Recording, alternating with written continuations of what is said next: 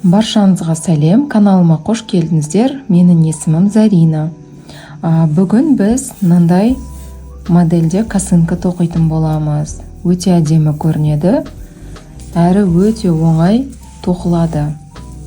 Осы косынканы мен Yarnart Bright жібінен тоқығанмын. 90 грамда 340 метр. Құрамында 80% полиамид, 20% металлик. Кез келген өздеріңізге ұнайтын жіппен тоқсаңыздар болады. Бізге керекті құралдар: жіп.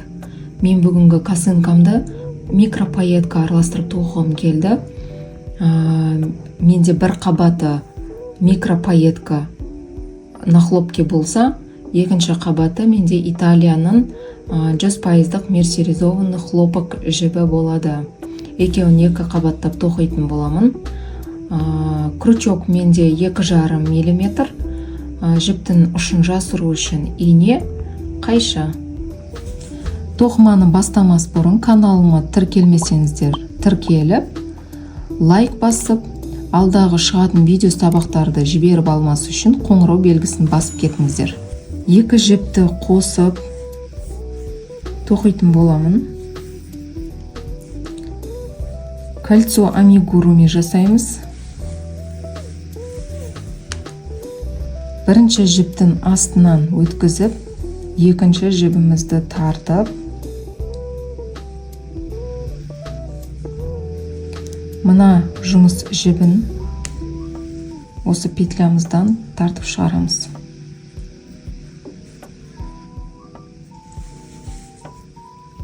Бірінші петлямыз саналмайды. Осыдан бастап 4 воздушный петля тереміз. 1, 2, 3, 4. 3 воздушный петля бізде столбикті алмастырады. 1 воздушный петля ол столбиктің арасындағы арка. Бірінші қатарымызды осы кольцоның ішіне тоқитын боламыз. Біздің столбиктеріміз бір накидті столбиктер. Накид жасаймыз. Кольцоның ішінен жұмыс жібін тартып шығарамыз. Крючогымызды 3 петля. Бірінші жұмыс жібімізді іліп, бірінші 2 петлядан өткіземіз. Жұмыс жібін тартып, қалған 2 петлядан өткіземіз. Міне бізде столбик с накидом тоқылды. Осындай столбиктің тағы да екеуін тоқимыз. Накид жасап, екінші столбигімізді тоқыдық. Үшінші столбигімізді тоқыдық. 3 воздушный петля.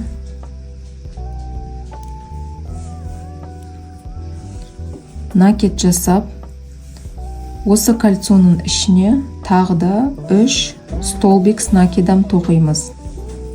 1, 2, 3,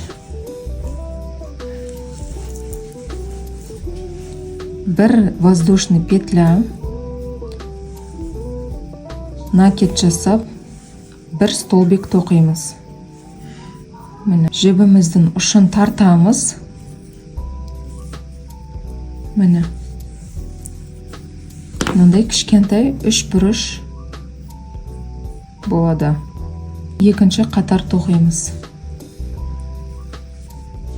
Қатардың басы үнемі 4 воздушный петлядан басталады. 1, 2, 3, 4.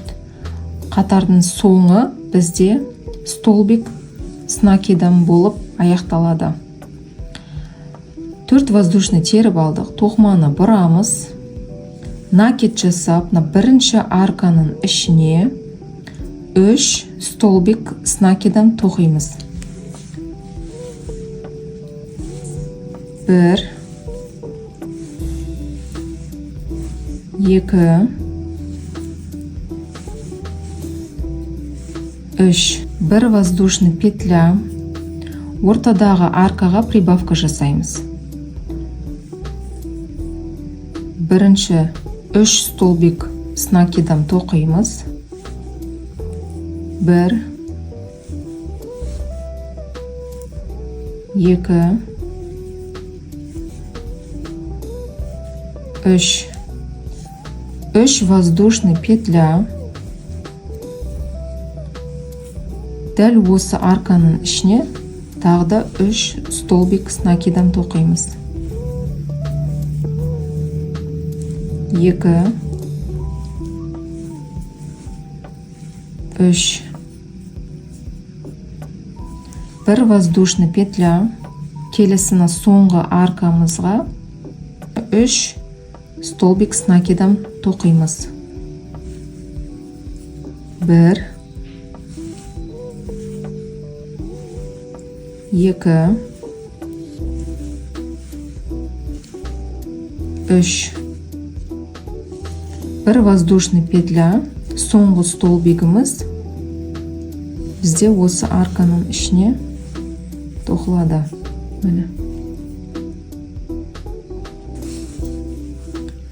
4 воздушный петля. Тоқманы бұрамыз. Бірінші арканың ішіне 3 столбик с накидом.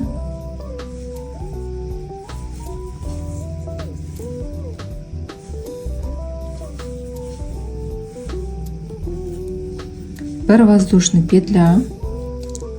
Келесі арканың ішіне 3 столбик с накидом тоқимыз. 2 3 1 воздушный петля. Ортадағы аркаға жеттік. Бұл жерде біз үнемі прибавка жасап отырамыз. Бұл арканың ішіне біз 6 столбик тоқимыз. 3 столбиктен кейін бізде 3 воздушный петля. Ал қалған 3 столбиктің арасында бізде 1 воздушный петля болады. Бірінші 3 столбигімізді тоқимыз. 1 2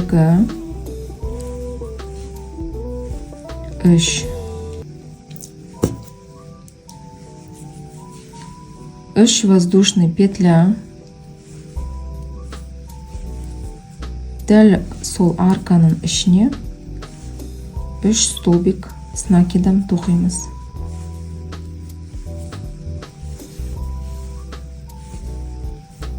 Міне. 1 воздушный петля.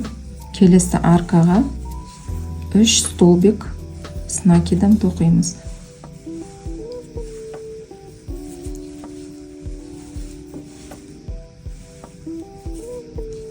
Бір воздушный петля. Соңғы арканың ішіне 3 столбик с накидом тоқимыз.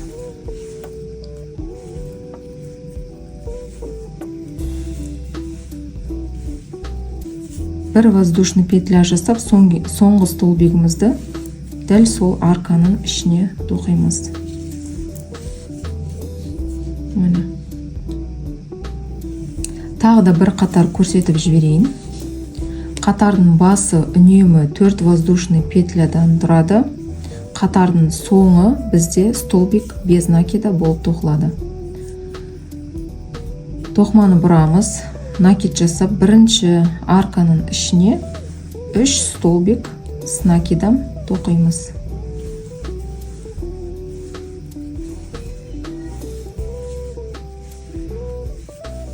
Бір воздушный петля. Келесі арканың ішіне 3 столбик с накидом.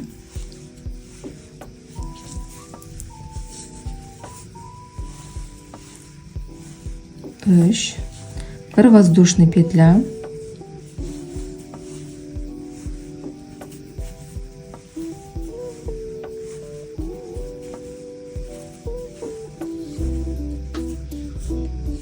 Бір воздушный петля. Ортадағы аркаға прибавка жасаймыз. Бірінші 3 столбигімізді тоқып, 2 3 воздушный петля жасаймыз. Қалған 3 столбигімізді дәл сол арканың ішіне тоқимыз. 2 3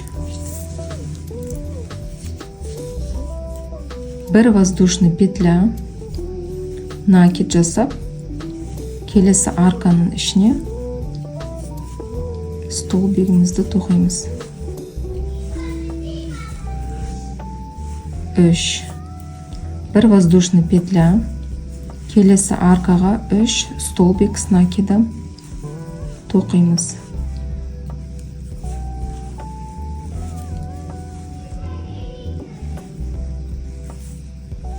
Бір воздушный петля, соңғы арканың ішіне 3 столбик с накидом тоқимыз.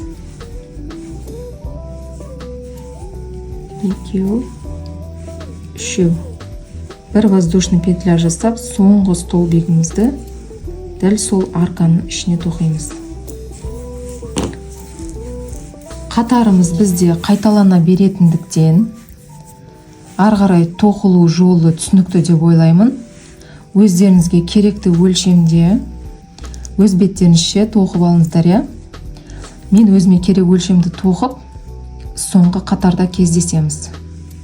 Міне мен өзіме керек өлшемде тоқып алдым. Менде 24 қатар. Қатарыңызды міне мына жақтан бастап, осының бойымен санап шықсаңыздар болады. Енді біз қазір обвязка жасаймыз. Бір воздушный петля жасап, тоқыманы бұрамыз. Енді біз мына жерден ұшына дейін, ұшынан жоғары жаққа қарай пико жасап тоқып шығамыз. Бір воздушный петля жасап алдық. Енді мынау әр петляның ішіне, мына петлялардың ішіне тоқитын боламыз. Бірінші 2 столбик без накида тоқимыз. 1, келесі арканың үстіндегі петлямыз. 2, енді 3 воздушный петля. Дәл сол екінші столбикті тоқыған петляның ішіне столбик без накида жасаймыз. Міне қазір түсініксіз болып тұр. Ары қарай 3 столбик без накида 3 столбиктің үстіне тоқимыз. Әр петляның үстіне 1, 2, 3 столбик без накида тоқыдық. Енді 3 воздушный петля. Үшінші столбикті тоқыған петляның ішіне қайтадан столбик без накида тоқимыз. Міне осындай пиколар тоқылады. Ары қарай арканың ішіндегі арка болып тұрған жерде бізде міне петлямыз бар. Арканың ішіне бұлай тоқымаймыз. Әр петлясының ішіне тоқитын боламыз. Міне мына 2 қабырғасын аламыз. Астында перемотикасы қалады. 1, келесі 2, 3 столбик без накида тоқимыз. 3 воздушный петля. Әр пиконың арасында бізде 3 столбиктен болады. Енді дәл сол 3-ші столбикті тоқыған петляның ішіне столбик без накида. Ары қарай 3 столбик без накида тоқимыз. 1, 2, 3. 3 воздушный петля.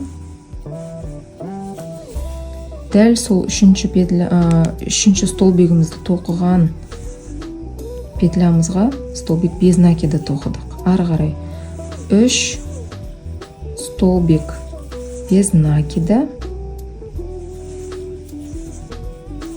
3 воздушный петля. Дәл сол 3-ші воздушный петлямыз тоқылған. 3-ші столбигіміз тоқылған, кешіресіздер, 3-ші столбик без накида тоқылған петляға столбик без накида тоқыдық. Енді 3 столбик без накида. 3 воздушный петля.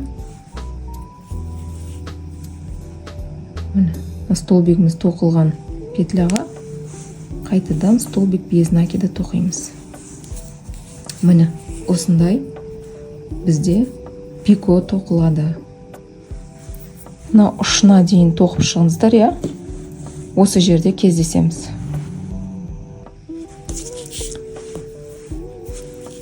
Міне мен ұшына жеттім. Мына жерде пико жасадым. Енді ары қарай бізде 3 столбик без накида. 1, 2, 3 столбигімізді міне петлямызға тоқыдық. Мына жерде аркада бізде 3 воздушный петля бар, осы оның біріншісіне міне 3 столбигімізді тоқыдым. Ары қарай 3 воздушный петля. Дәл сол петляның үстіне столбик без накида жасадық. Ары қарай 3 столбик без накида. 2, 3.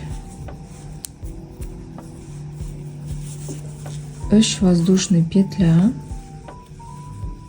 3 столбик тоқыған петляның ішіне столбик без накида жасадық.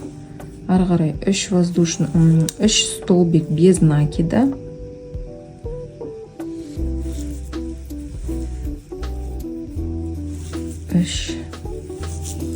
3 воздушный петля.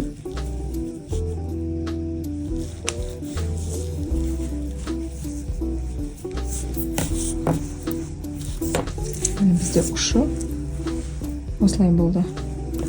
Ары қарай мына жаққа дейін өздеріңіз тоқыңыздар, я? Осы жерде кездесеміз, ары қарай бауын тоқитын боламыз. Міне мен тоқып шықтым. Енді мына ұшынан бастап біз бауын жасайтын боламыз. Сіздер өздеріңізге керекті өлшемде тоқисыздар. Мен өзіме 80 воздушный петля теріп аламын. 3, 4, 5, 6, 7, 8, 9, 10, 11, 12, 13. 80 воздушный петля теріп алдым. Міне крючоктан бірінші, екінші тұрған петлямыздың артына бұрған кезден артында мында перемычкалар бар. Сол перемычкаға тоқитын боламыз. Мынаның өзіне емес, мыналарға емес, бет бұрған кезде міне артында тұр міне мыналар. Осыларға тоқитын боламыз. Накид жасап, крючоктан екінші тұрған петлямызға, петляның артындағы перемычкаға тоқимыз міне. Крючогымызды 3 петля, жұмыс шыбын сол үшеуінен бірденен тартып шығарамыз. Накид жасап, келесі міне артында тұрған перемычкаларға тоқимыз. Жұмыс шыбын тартып шығарамыз. Крючокты 3 петля, үшеуінен бірденен тартып шығарамыз. Накид жасап, келесі петляға полустолбик с накидом деп аталады.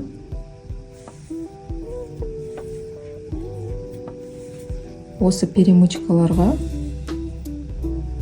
полустолбик с накидом тоқып шығамыз. Мен өзім косынкалардың бауын осылай тоқимын. Сіздерге қалай ұнайды, солай тоқсаңыздар болады.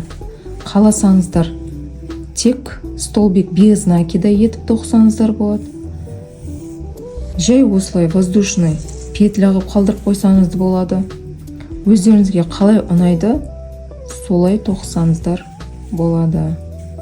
Маған осы әдіс ұнайды. Косынкамның барлығын осылай тоқимын. Накид жасап,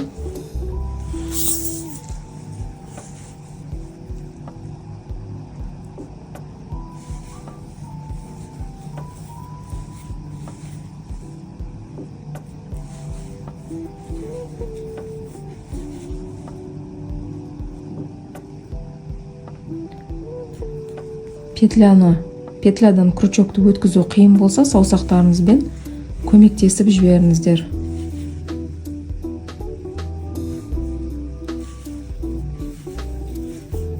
Міне, осылай соңына дейін тоқып шығыңыздар, осы жерде кездесеміз. Бауын соңына дейін тоқып шықтым. Енді біз жоғары жағын обвязка жасаймыз. Бұл жерде біз мына тұрған қабырғаларының үстіне жай столбик без накидадан тоқып шығамыз. Әр қабырғасына 3 столбик без накида тоқимыз. 3. Келесі. 1, 2, 3. Келесі қабырғасына тоқимыз. 1, 2, 3.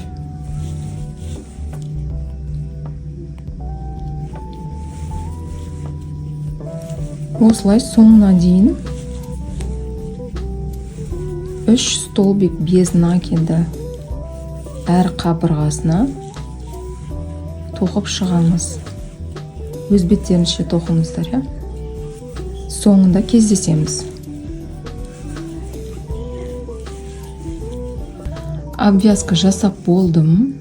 Енді екінші бауын тоқимыз. Екінші бауы дәл жаңа бірінші бауын тоқығандай 80 воздушный петля теріп аламыз.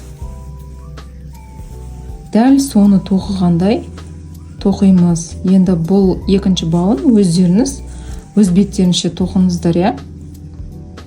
Сомен косынкамыз дайын болады. 80 воздушный петля теріп алып, полустолбик с накидом етіп тоқимыз.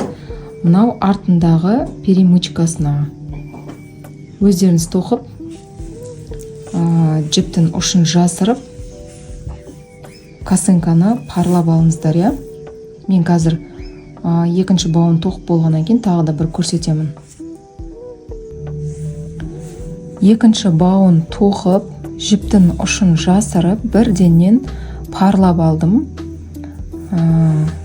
Толықтай сіздерге косынканы көрсетейін дедім. Оны пико жасағаннан кейін өте әдемі ерек болып көрінеді. Пайетка қосылғасын әдемі болып жылтырап тұр. Өте әдемі косынка болып шықты. Бүгінгі мастер-классым ұнаса, лайк басып, комментарий жазып кетіңіздер. Келесі мастер-класста кездескенше сау болыңыздар.